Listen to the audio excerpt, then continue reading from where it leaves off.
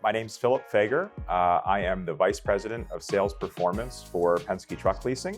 Been with the organization for 24 and a half wonderful years.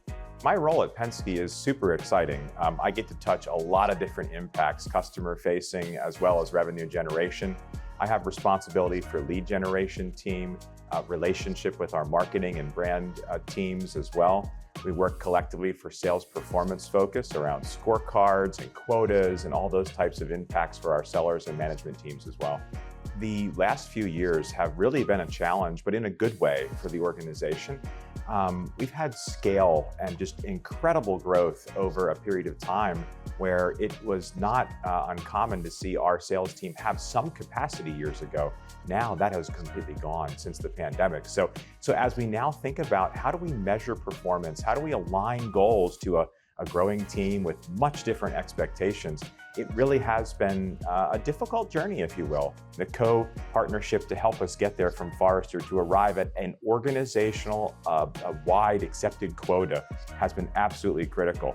For 50 years of our company's history, we did not have a universally accepted quota philosophy. We had different goals set in different regions and markets, and it served us incredibly well. But now, as we move into this next generation, this next scale of our organization, quota was transformational for us to be able to sit here today and have one measure, one universally agreed upon singular KPI that leads the charge was really great for us.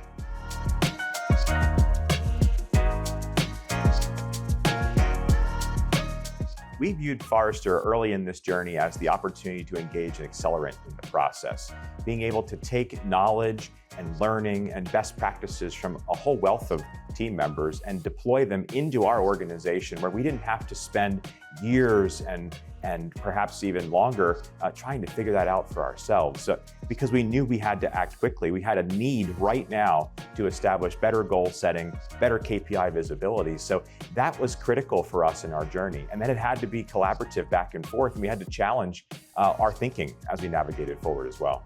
I couldn't imagine where we would be in our both scorecard coaching design as well as our focus on quota and goal setting. And I also think it's worthy to note that it wasn't always agreement or yeses to what we wanted to do. It was challenging.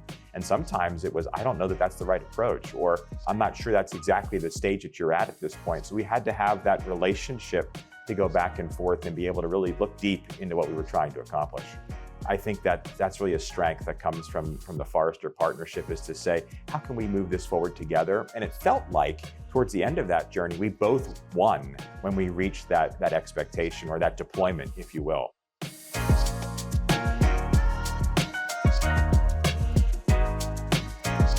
I view the journey that we're going forward in as the validation needed for me that the Forrester relationship is extremely meaningful and that it set the foundation for future growth to come.